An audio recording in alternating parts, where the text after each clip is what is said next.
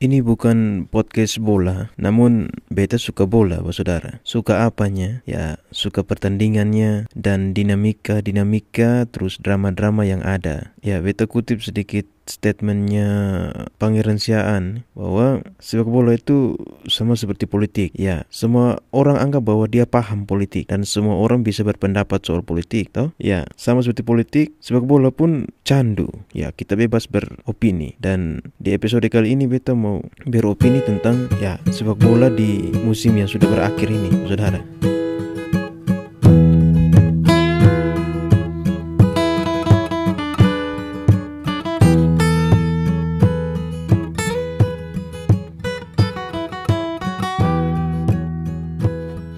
Jadi mungkin sudah basi ya untuk bahas musim yang baru saja berlalu. Tapi ya beta sengaja menunggu kemarin selesainya final Champions League untuk buat ini episode. Ya kalau ketong lihat saudara, musim yang baru saja berlalu ini ya setelah selesainya final Liga Champions, ya musim ini tuh lebih baik lah daripada musim yang lalu saudara. Back at the day saat Covid masih awal-awal dan tinggi-tingginya di 2020, ya kita tahu bahwa liga-liga banyak ditunda.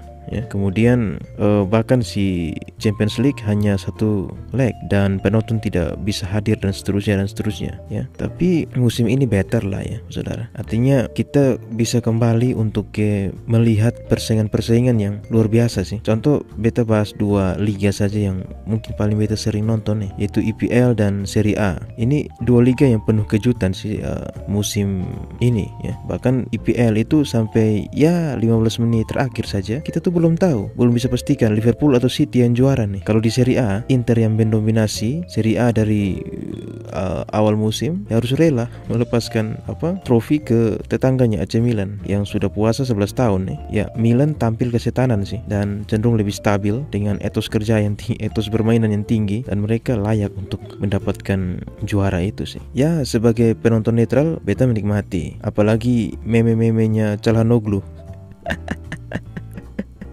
Ya, beta kan ini plot twist ya saudara, karena kalau kita bicara Calhanoglu, ya dia musim lalu main di Milan, Inter juara. Tapi ketika dia lihat Inter juara, oke, kayaknya Inter musim depan juara lagi nih. Beta pindah ke Inter saja.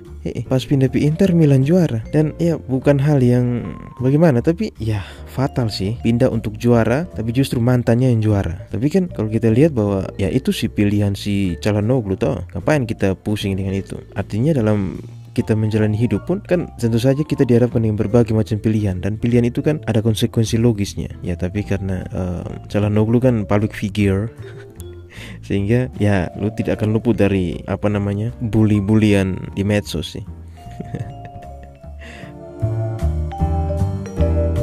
Oke saudara, kita lihat dulu Champions League. Sebelum ke final, beta sih mau bahas Villarreal saudara, yang bisa sampai di fase semifinal ya. Tidak main-main, mereka tuh menyingkirkan si Bayern Munchen ya. Ketika Champions League musim ini itu mulai kan kandidat, kalau ada yang tanya beta kira-kira siapa yang masuk final, beta bilang ya Real. Beta pasti sebut semifinal Real, Liverpool City dan si Munchen. Itu beta punya prediksi di awal musim dulu. Ternyata benar, 3 klubnya benar, tapi satunya salah, yaitu si Munchen. Munchen kalah di pada 8 final lawan si kejutan ini, si Villarreal. Ya, beta sih jarang nonton Villarreal saudara, tapi karena beberapa musim belakangan tuh kan mereka sering main lawan MU, pernah ketemu di Europa League, di Champions League juga pernah. Jadi beta tahu lah permainan mereka tuh. Dan pelatihnya ini, faktor pelatihnya itu sangat penting saudara, yaitu si Unai Emery itu kan. Waktu gagal total di Arsenal ya kan kembali ke Spanyol dan latih si Villarreal ini, dan ya permainannya menghibur sih si Villarreal, tidak parkir bis.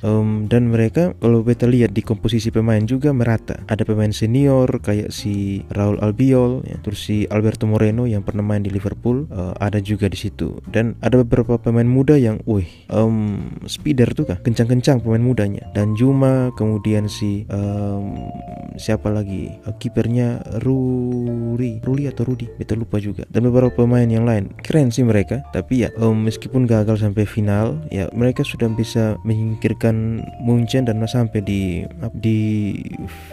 semifinal sih. Itu luar biasa sih untuk si Villarreal. Kita tunggu kejutan-kejutan lain di musim berikut ya. Mudah-mudahan mereka bisa buat kejutan lagi.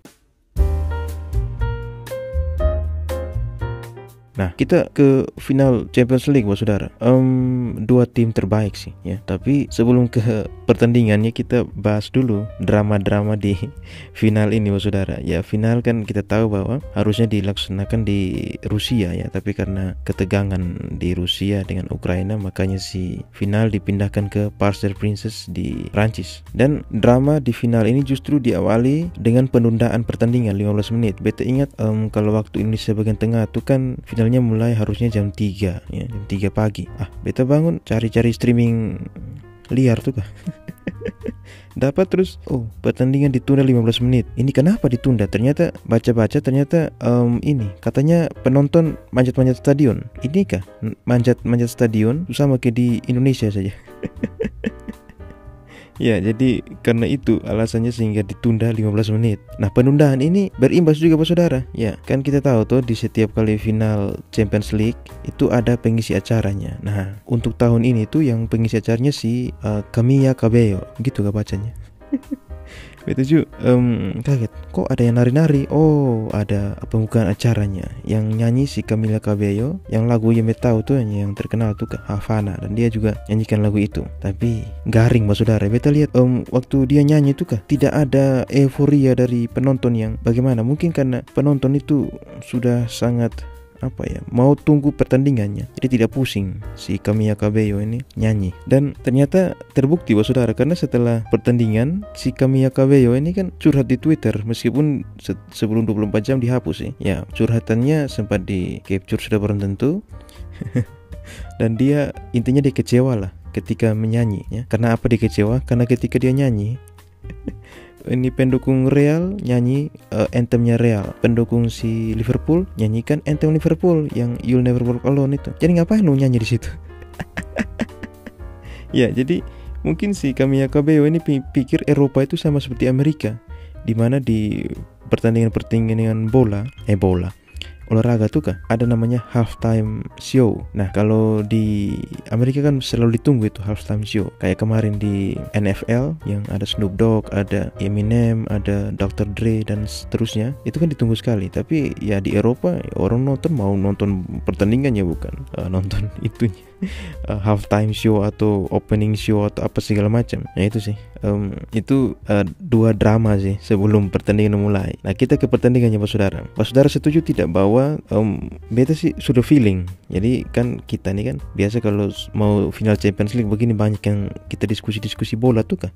Diskusi di meja kopi di mana-mana, banyak yang tanya menurut bagaimana nih final. Beta bilang beta tidak mau prediksi, tapi beta bilang tidak ada final khususnya Champions League tuh yang seru. Ya mungkin 2005 lah seru tuh yang sampai penalti. Tapi kenapa final tidak ada yang seru? Karena biasanya kedua tim tuh akan bermain sangat berhati-hati, ya. Tapi ini sedikit terpatahkan karena di final kemarin Liverpool dan Real itu bermain, ya, untuk penonton netral seperti kami ini kah, itu terhibur lah, karena Liverpool mendominasi, ya, menurut beta hampir di seluruh babak, bukan hanya di babak pertama, Pak Saudara. Mungkin di babak pertama itu banyak menguasai, dan Real cenderung untuk, ya, long ball, kayak Courtois dapat bola dia long ball ke depan dan seterusnya. Ya, Pak Saudara yang nonton tahu lah. Nah, tapi ya itulah bola, Pak Saudara.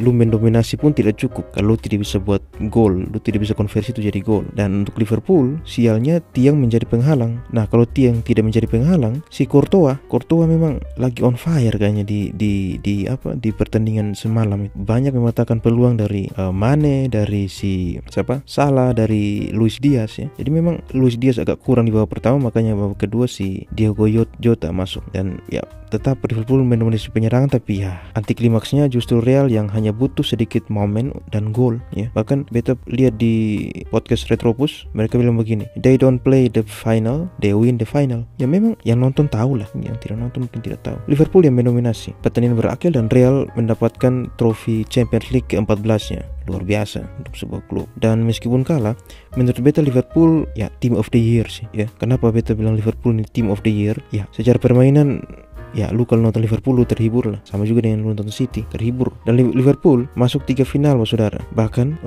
di menit-menit terakhir saja, 15 menit terakhir beta sudah bilang di IPL itu mereka masih punya kesempatan loh untuk menang IPL. Luar biasa sih Liverpool musim ini. Kalau musim lalu kan agak tidak stabil karena banyak yang cedera tuh, Van Dijk, Salah dan beberapa pemain cedera, jadi mereka kurang stabil. Tapi musim ini luar biasa Liverpool. Beta yakin ketika beta mendukung Liverpool, bukan mendukung, beta mengapresiasi Liverpool seperti ini, ada yang bilang, lu fans MU masa lu apresiasi Liverpool? Nah ini yang definisi kardus tuh kan.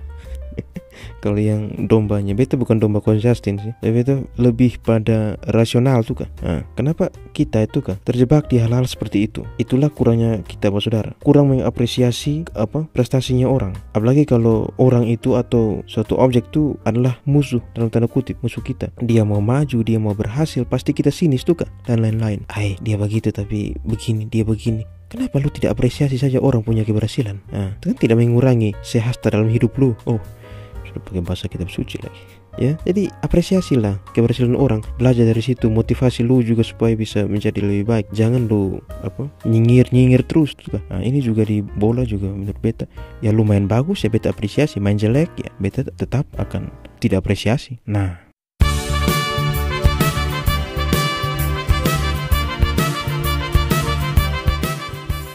bicara soal ketidakbagusan permainan yang tidak dinikmati, kemudian cenderung tidak stabil, mari kita membahas klub kesayangan kita bersama, yaitu Manchester United. Bagaimana dengan Manchester United di musim ini saudara? Beta cerita dari awal musim saja ya. Jadi kita mulai musim dengan biasa saja ya, tapi di awal musim waktu masih Ole ya, itu kan CR datang, Cristiano Ronaldo, kemudian kita beli Sancho dari Munchen dari Dortmund, kita tebus si Varane dari Real. CR, Sancho, Varane, artinya di lini-lini vital lah, itu kita sudah punya modal untuk bisa bersaing dengan City, Liverpool, Chelsea lah di musim ini. Dan ya itu membawa angin segar. Dan ketika pertandingan pertama lawan Newcastle tidak salah ya, itu banyak yang nonton. Saya juga nonton, dan beta bersorak ketika CR menciptakan brace ke gawangnya Martin Dubravka ya, 2 gol.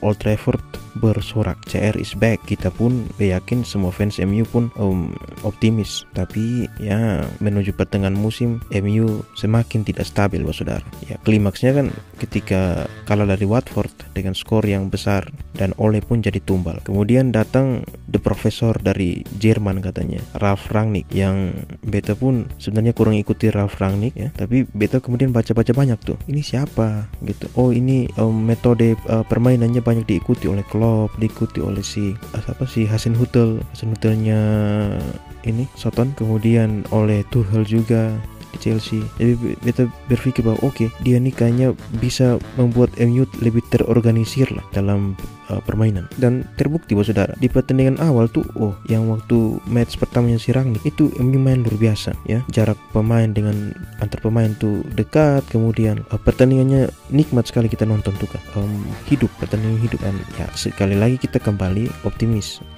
berarti MU bisa berhasil di istilahnya lebih better lah di bawah si Rangnick. Tapi di pertengahan musim menuju ya di bulan-bulan Februari, awal tahun bahkan, itu MU sudah tidak stabil lagi ya, out dari Champions League, kemudian di Piala Liga pun, Piala FA pun tidak bisa menunjukkan taringnya, dan kalah dari tim-tim papan bawah. Itu yang membuat kita pun kembali pesimis. Terus ada apa dengan MU sebenarnya saudara?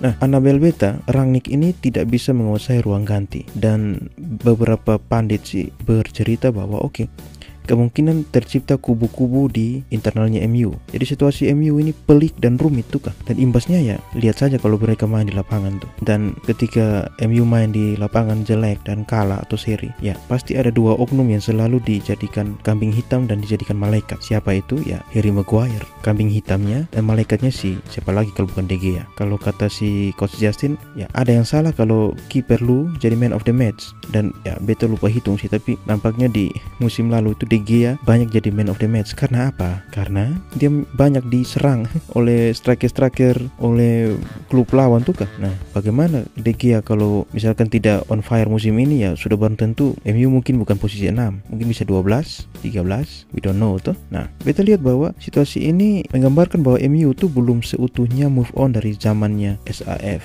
Kita sudah ganti ada zamannya Moyes, ada zamannya Van Gaal, kemudian ke Mou, kemudian ke Ole, Rangnick, yang kemudian semuanya juga tidak konsisten dan kurang tahu sampai kapan akan begini. Dan posisi 6 sangat layak lah untuk MU yang tidak konsisten ini, ya. Syukur-syukur tidak degradasi. Oke, kita menutup musim ini juga dengan kekalahan 2-0. Tapi tidak berhenti di situ, Pak Saudara. Pertanyaan yang muncul adalah bagaimana dengan MU di musim yang akan datang ini. Ya, 2-3 pertandingan beta lupa sebelum musim ini berakhir, board sudah mengumumkan bahwa Erik ten Hag resmi jadi manajer untuk musim depan. Ya, kotong senang, sudah pernah tentu. Apalagi membayangkan sebuah resolusi ketika Erik ten Hag dan Ralf Rangnick berkolaborasi menciptakan MU yang lebih muda, lebih menggigit lah, setidaknya bisa bersaing dengan City, Liverpool dan Chelsea.